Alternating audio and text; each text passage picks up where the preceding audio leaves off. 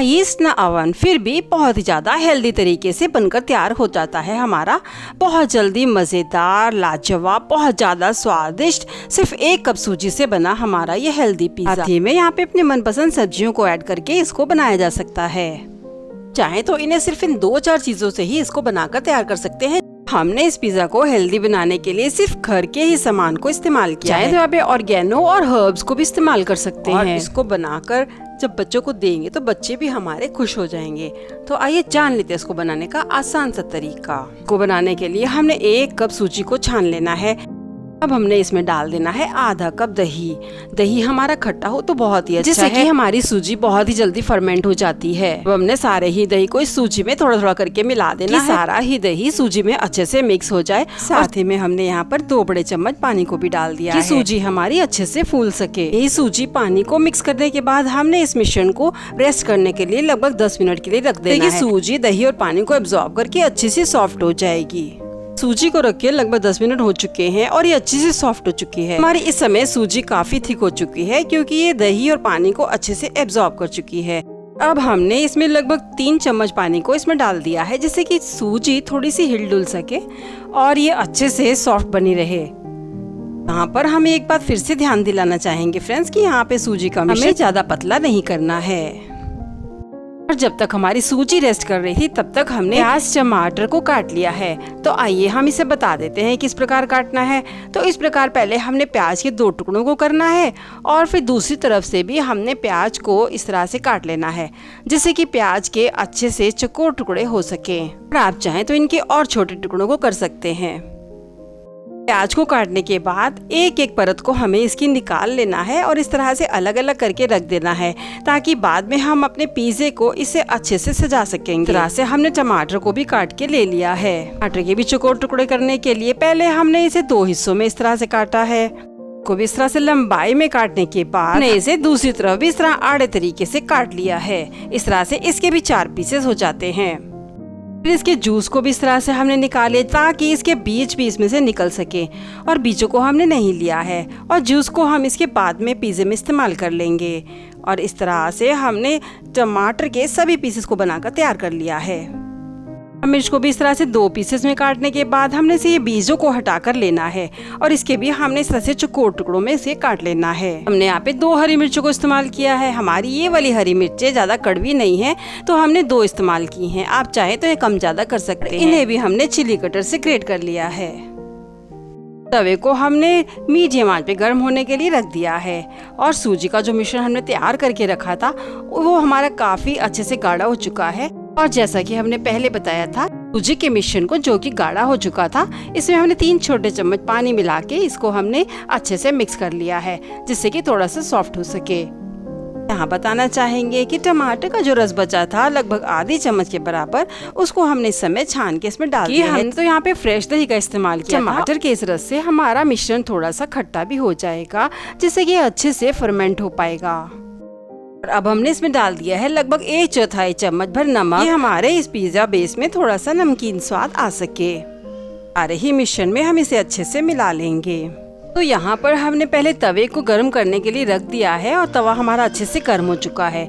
तो अब हमने डाल देना है आधी चम्मच के लगभग इनो फ्रूट सॉल्ट, जिससे कि अच्छा सा हमारा सूजी का मिश्रण बनते वक्त फूल सके और ये सॉफ्ट बनकर तैयार हो। इसमें डाल दिया है लगभग 1 चम्मच के बराबर पानी और इस इनो को हमने जल्दी जल्दी से इस मिश्रण में मिला देना है और बिना देर किए सारे मिश्रण में थोड़ा सा चलाते हुए हमने इसे तवे पे डाल देना है। ध्यान रहे फ्रेंड्स कि हमने इस मिश्रण में इनो डालने के बाद ज्यादा देर तक हमने इसे मिक्स नहीं करना है और फिर फटाफट बस मिक्स करते ही हमने इसे गर्म तवे पे डाल देना है, जिसे कि हमने मीडियम आंच पे गर्म किया है। इस समय हमने आंच को भी लो कर लेना है। तो लो फ्लेम पर इस मिश्रण को फैलाते हुए डाल देना है और फिर कोशिश करें कि हमारा ये मिश्रण ना ज्यादा पतला और ना ज्यादा मोटा रहे। अगर आप पसंद करते हैं पतली बेस का पिज्जा खाना तो फिर आप पतला भी इसे रख सकते हैं। मिश्रण डालने से पहले हमें थोड़ा सा इस पे तेल लगाकर तवे को चिकना कर लेना होता है और फिर आप चाहें तो कड़छी की सहायता से, नहीं तो हाथ से ही इस तरह से फैलाते हुए इस मिश्रण को डाल दीजिएगा। चारों तरफ लगभग आधी चम्मच से भी कम हमने रिफाइंड ऑयल नहीं तो फिर बटर को इस पे डाल देना है, जिससे कि इसका बेस तल में चिपके नहीं। और फिर हमने ऊपर से अच्छे से किसी ढक्कन से ढककर बस 2 मिनट भर ही पकाना है, ताकि सभी तरफ से अच्छा सा सीख सके और इसमें कच्चापन बिल्कुल भी ना रहे। और फिर हमें इसे पलट देना है, लेकिन हम ढक्कन से सिर्फ मीडियम आंच पर ही हमें सिर्फ 2 मिनट इसे पकाना है। और फिर हमने इसे ढक्कन उठा के अच्छे से पलट देना है। पहली साइड सिकने के बाद ये अच्छा सा सिक चुका है, तो हमने दूसरी तरफ भी थोड़ा सा ऑयल डाल के इसे सेक लिया है और अब दूसरी तरफ भी ये अच्छे से सिक चुका है।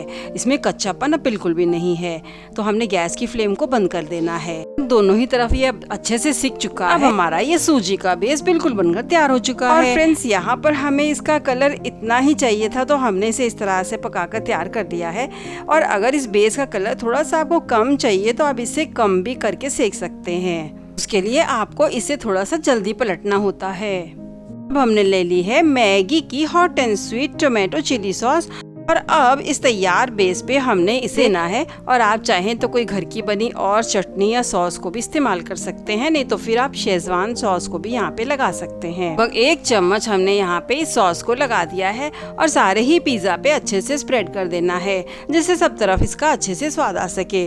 और साथ ही में अब यहाँ पर हमने ले ली है मोज़रेला डाइस चीज, जिसकी कि अच्छे से क्यूब्स हैं और ये अच्छे से मेल्ट होती है। तो हमने इसे भी इस समय सारे ही पिज्जा बेस पर अच्छे से स्प्रिंकल कर देना है। हमने जो प्याज टमाटर काट के रखे थे उसे भी हमने अच्छे से इस पिज्जा बेस पे सजा देना है। कटी हुई शिमला मिर्च को भी हमने इस पे लगा दिया है।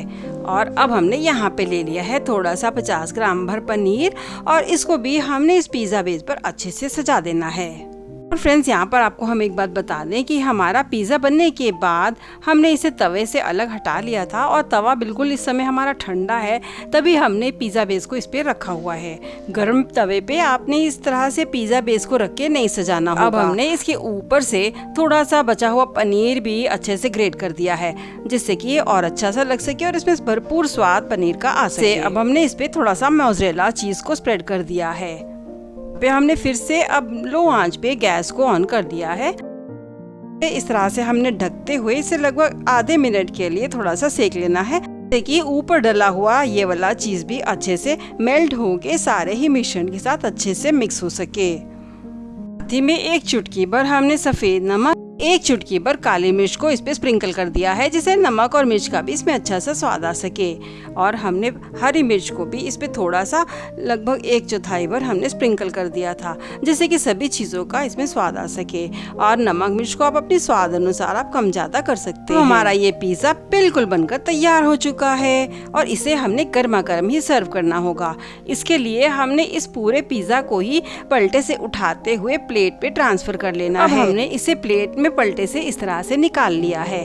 ये फ्रेंड्स, बहुत ही ज्यादा लाजवाब, टेस्टी, बहुत ही ज्यादा स्वादिष्ट पिज्जा हमारा बनकर तैयार हो चुका है।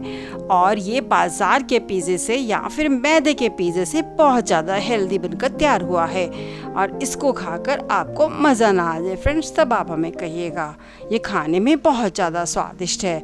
तो इस तरह का मजेदार पिज्जा आराम से बहुत ही जल्द चुटकियों में घर पे बनाना और हमें लाइक, सब्सक्राइब और फॉलो करना बिल्कुल ना भूलें।